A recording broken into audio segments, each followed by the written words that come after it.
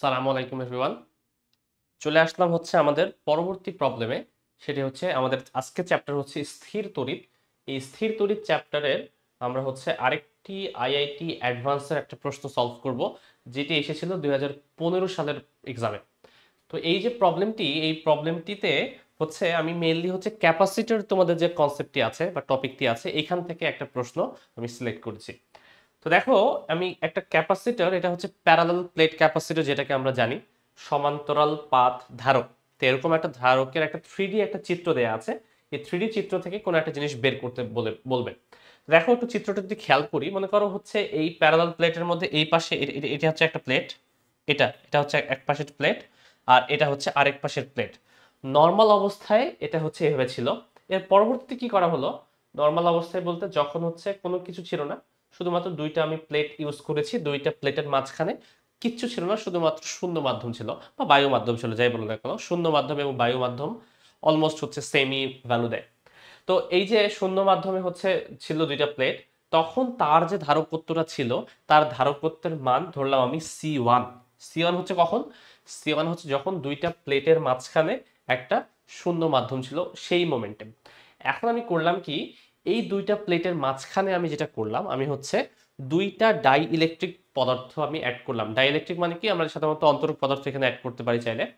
এবং সেই die electric পদার্থের যে কনস্ট্যান্টের ভ্যালুটা, এই এতটুক যতটুকু আমি হলুদ করেছি, শুধুমাত্র এতটুক অংশ জুড়ে হচ্ছে একটা ডাইইলেকট্রিক পদার্থ, এবং বাকি যে অংশটি আছে সেই বাকি অংশটা জুড়ে হচ্ছে আরেকটি ডাইইলেকট্রিক পদার্থ।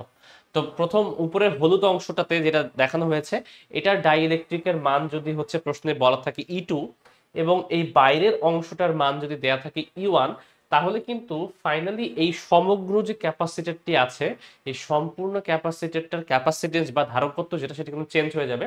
ধরলাম ধারকত্ব চেঞ্জ হয়ে গেল হচ্ছে সি টু। আমাকে বের করতে বলেছে এখানে প্রশ্নে যে পরবর্তী অবস্থায় যে ধারকত্বের মান সি টু এবং আগের অবস্থায় যে ধারকত্বের মান সেটা হচ্ছে সি ওয়ান, এই দুটার যে অনুপাতটা সেই অনুপাতটা নির্ণয় করো। তো সেই অনুপাতটা কিভাবে নির্ণয় করতে পারি সেটা হচ্ছে আমরা আজকের প্রশ্নে দেখব।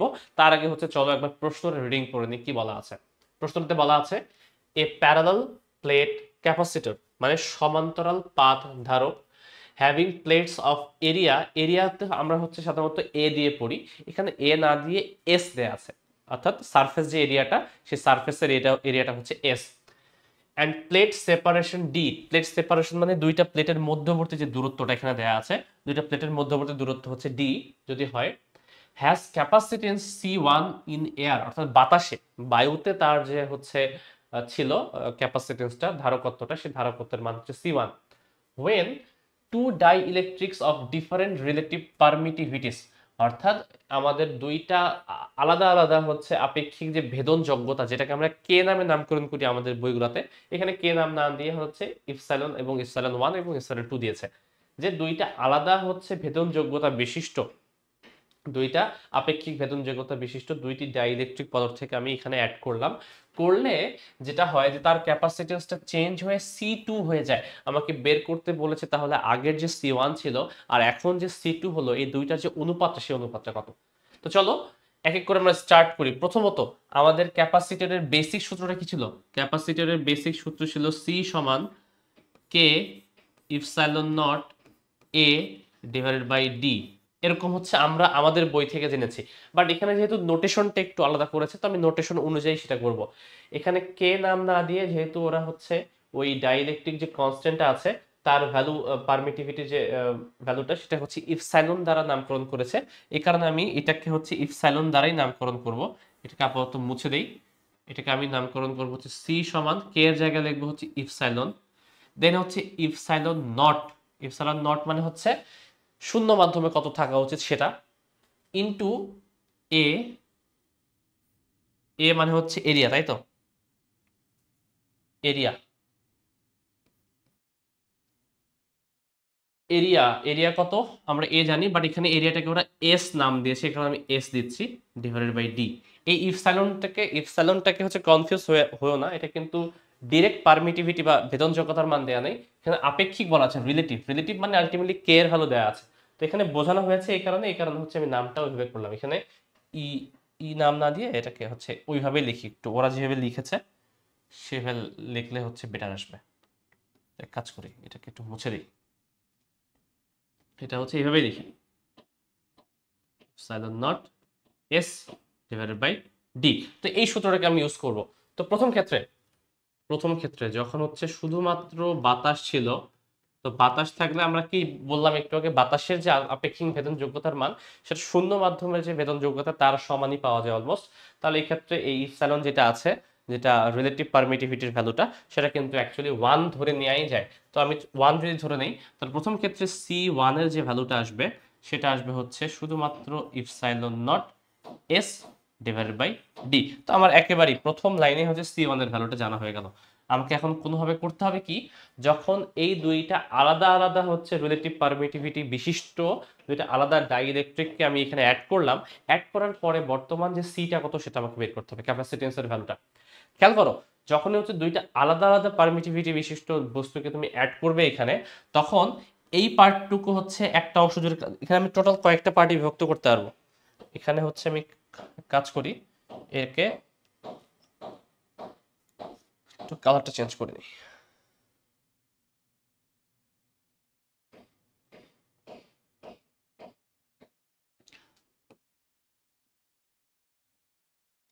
এই যে অংশটুকু আছে, এই অংশটুকু হচ্ছে একরকম ভাবে কাজ করবে, এই অংশটুকু হচ্ছে আলাদাভাবে কাজ করবে আলাদা রকম ভাবে,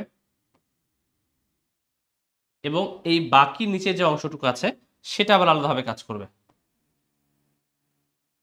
তাই না? একটা ক্যাপাসিটেন্সকেই মনে করার জন্য আমি তিনটা আলাদা ভাগে ভাগ করে দিয়েছি।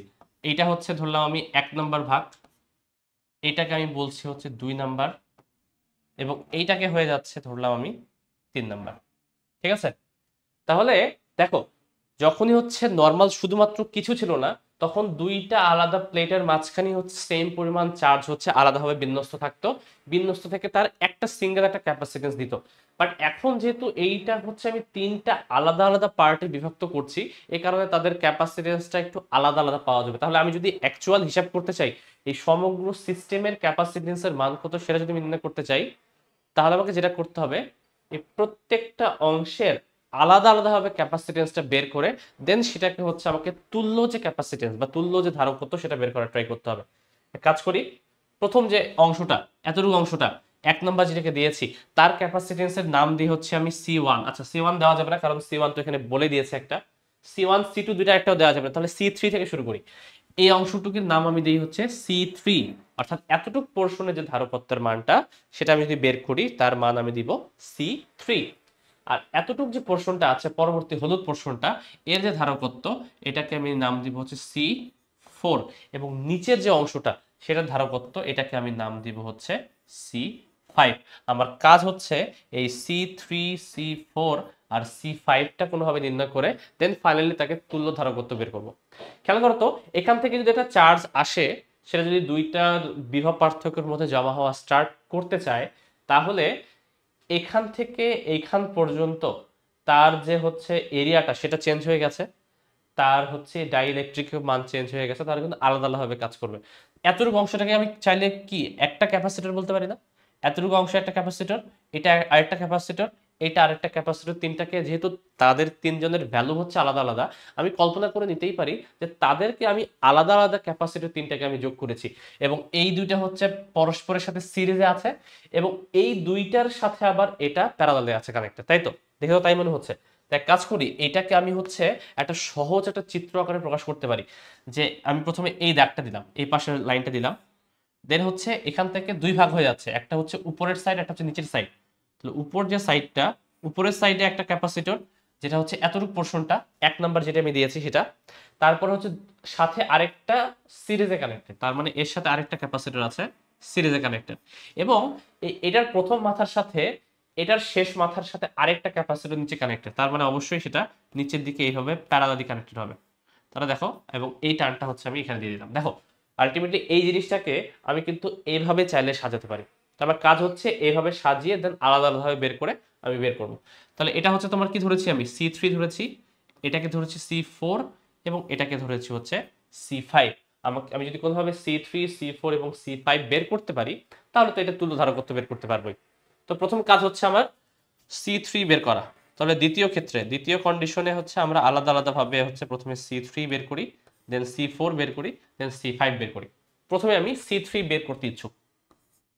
C3 সূত্র কি আমি একটু আগে দেখলাম, সূত্র হচ্ছে ইপসাইলন। এখন এখানে কোন ইপসাইলনটা আছে, এটা কি E1টা না? আলটিমেটলি এই কালার আমি দিয়েছি যাতে করে দুইটার মধ্যে তুমি ডিফারেন্সটা বুঝতে পারো যে এটা হচ্ছে E1 যেটা পারমিটিভিটি সেটা বিশিষ্ট। তাহলে এটাকে আমি ইপসাইলন 1, এটা হচ্ছে ইপসাইলন নট ইনটু হচ্ছে এরিয়া। এরিয়া কত খেয়াল করো তো, এই সম্পূর্ণ এরিয়াটা যদি এস হয়, সম্পূর্ণ যে এরিয়াটা এর একটা পাতের এরিয়া যদি এস হয়, তো এটাকে তুমি অর্ধেক করে দিয়েছি। কিন্তু প্রশ্নে বলাই আছে তোমার সাইডে যে এতটুকু হচ্ছে S/2 অংশ, অর্থাৎ টোটাল এরিয়ার হচ্ছে S/2 অংশ হচ্ছে এটা। তাহলে এটা যদি S/2 হয়, এতটুকু পার্টটাও S/2 হবে। তার মানে আলটিমেটলি এরিয়াটা কি হয়ে গেছে, এরিয়াটা অর্ধেক হয়ে গেছে। তাহলে আমি এই কাজ করতে পারি, এরিয়াটাকে হাফ আকারে লিখতে পারি, ডিভাইডেড বাই ডিসটেন্স। আমি তো এতটুকু অংশটাকে হচ্ছে একটা ক্যাপাসিটর কল্পনা করছি। ডিসটেন্স মানে কি, দুইটা যতটুকুটাকে তুমি ক্যাপাসিটর কল্পনা করছো তার দুইটা প্লেটের মাঝামাঝি কতটুকু ডিসটেন্স সেটা। তো এই সম্পূর্ণ ডিসটেন্স যদি ডি হয়, তাহলে এতটুকু ডিসটেন্স কত হবে সেটা কোনো প্রশ্নে বলা আছে তোমার, যে এই হলুদ অংশের পরিমাণ যদি D/2 হয়, অর্ধেক হয়, তাহলে এতটুকু যে অংশটা আছে সেটার পরিমাণও কিন্তু D/2ই হবে। তাহলে আলটিমেটলি এই যে ক্যাপাসিটর, নতুন একটা ক্যাপাসিটর আমি কাউন্ট করছি, এই ক্যাপাসিটরের যে ডিসটেন্সটা সেই ডিসটেন্সটা হচ্ছে D/2ই আমাকে ধরতে হবে। তো সেটাই আমি করব, এটাকে আমি D/2 ধরবো। তাহলে দেখো D/2। এখন আমি যদি হচ্ছে ভ্যালুটা বসাই, এই 2 তো কেটে যাচ্ছে, থাকবে হচ্ছে ইপসাইলন 1। ইপসাইলন 1 এর কিন্তু তোমার ভ্যালু দেওয়া আছে 2, তাহলে 2 ইপসাইলন নট S/D। অর্থাৎ আমি বলতে পারি C3 সমান 2 ইপসাইলন নট S/D। তাহলে এই ভ্যালুটা হচ্ছে আমি পেয়ে গেলাম। এই ভ্যালুটাকে হচ্ছে আমি এক কাজ করে আলাদাভাবে রেখে দিই, এটাকে হচ্ছে আমি একটু পরে কাজে লাগাবো। C3 বের করতে পারলাম, তাহলে কি C4 বের করতে পারবো। C4 মানে হচ্ছে এই হলুদ অংশটা। এক কাজ করি, পরবর্তী পেজে C4 C4 যদি বের করতে চাই হলুদ পার্টটুকুর ক্ষেত্রে, তাহলে সেটা কিভাবে বের করবো দেখো। C4 এর অংশও কিন্তু একই রকম ভাবে সূত্র ইউজ হবে। C4 সমান ইপসাইলন, তারপর হচ্ছে ইপসাইলন কোনটা, এটা কিন্তু ইপসাইলন 2টা, তাই না? ইপসাইলন 2 এবং হচ্ছে ইপসাইলন নট। এরিয়া কত, এরিয়া মানে হচ্ছে এতটুকু অংশের এরিয়া, সেটা তো S/2 প্রশ্নে বলাই আছে। তাহলে ইনটু হচ্ছে S/2 divide by D. D মানে দুইটা প্লেটের মধ্যে দূরত্ব। এটাও প্রশ্নেই দেওয়া আছে যে দুইটা প্লেট, যেটা হচ্ছে এতটুকু অংশ, প্লেট নাই, বাট যেহেতু তুমি হচ্ছে আলাদা ধারকত্ব ইউজ করেছো, এখানে আলাদা একটা হচ্ছে বস্তু ইউজ করেছো, তাহলে এটাও কিন্তু একটা আলাদাভাবে প্যারালাল প্লেট হিসেবে কাজ করবে। তাহলে এতটুকুর ডিসটেন্সটা কত, এর ডিসটেন্সটা হচ্ছে D/2। তাহলে এটাকে আমি লিখতে পারি হচ্ছে D/2।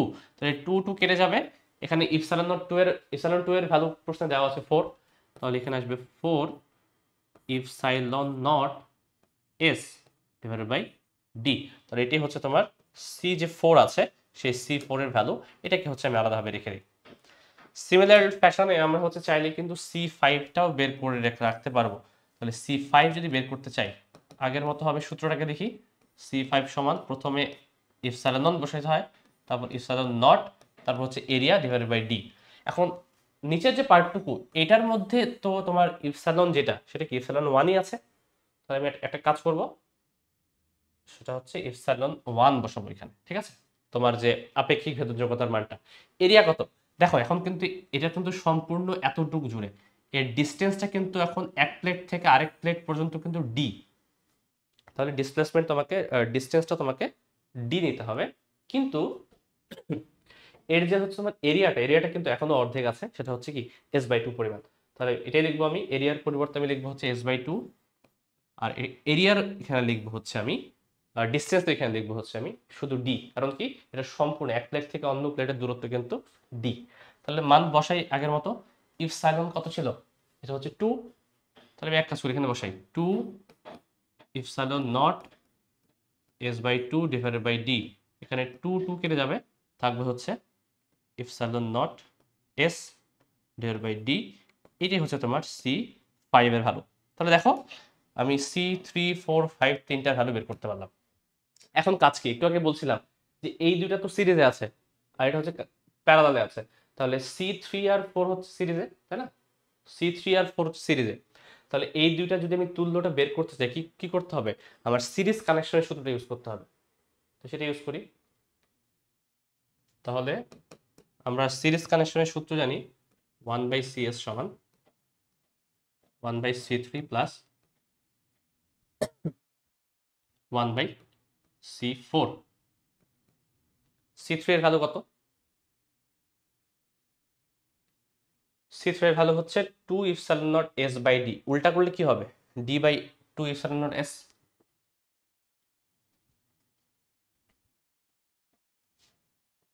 এটা হবে d divided by 2 epsilon nought s। C4 এর মান কত?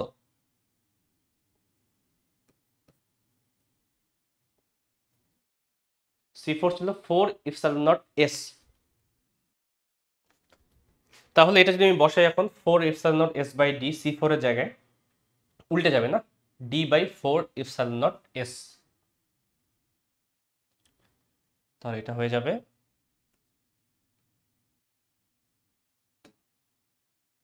d divided by 4 epsilon nought s। এটাকে একটু হচ্ছে যোগ করে ফেলি। 4 ইপসিলন নট s এখানে আসবে হচ্ছে 2d প্লাস d। তার মানে একেবারে আমি লিখতে পারি cs সমান 4 epsilon nought s divided by 3d, এমন চলে আসলো। এটা হচ্ছে সিরিজের পার্টটুকু আসলো। এখন এটার সাথে তো আবার হচ্ছে C5 যেটা, সেটা প্যারালালি কানেক্টেড। তো এইটার যে ভ্যালুটা বের হলো, এই দুইটা মিলিতভাবে বের হলো কত? CS বের হলো। এই দুইটাকে মিলিত করলে CS বের হলো আমার। এর সাথে আবার C5 কি প্যারালালি কানেক্টেড। তো প্যারালাল কানেকশন যদি হয় তাহলে কি করতে পারবো আমরা? প্যারালাল কানেকশন হলে জাস্ট দুইটাকে যোগ করে দিব। তো যোগ করে দেই, C5 এর ভ্যালু বের হচ্ছে কত? Epsilon nought s by d। তো সেটাই করব। অর্থাৎ টোটাল C2 যেটা আর কি, আলটিমেটলি C2 মানে কি ছিল? সম্পূর্ণটার ওভারঅল যে ভ্যালুটা, সেটাকে তো আমি C2 নাম দিয়েছিলাম। তাহলে C2 মানে হচ্ছে আমার যে CS বের হয়েছে তার সাথে C5টাকে যোগ করা। CS কত বের হলো? 4 epsilon nought s divided by 3d। আর C5 বের হয়েছে epsilon nought s divided by d। যোগ করে দাও। এখানে আসবে 3d, এখানে আসবে 4 epsilon nought s plus 3 epsilon nought s, মানে হচ্ছে 7/3 epsilon nought, 4 3 7 s by d। এটা আমি কমন নিয়ে নিলাম আর কি। খেয়াল করো তো, এই যে ভ্যালুটা, এটা পরিচিত মনে হচ্ছে না?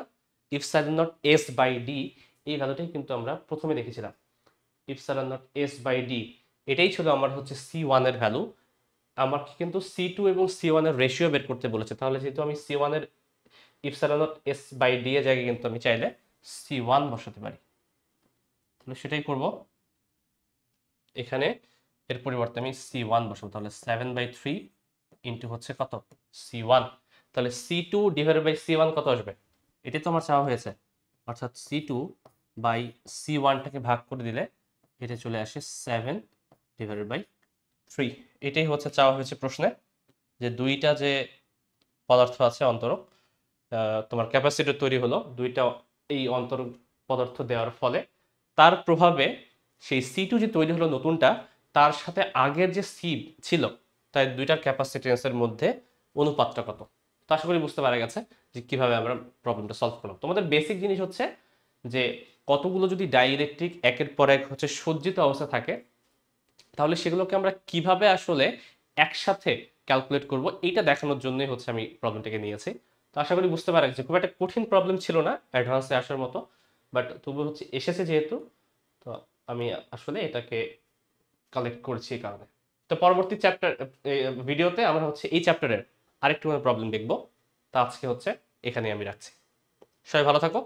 সালাম আলাইকুম।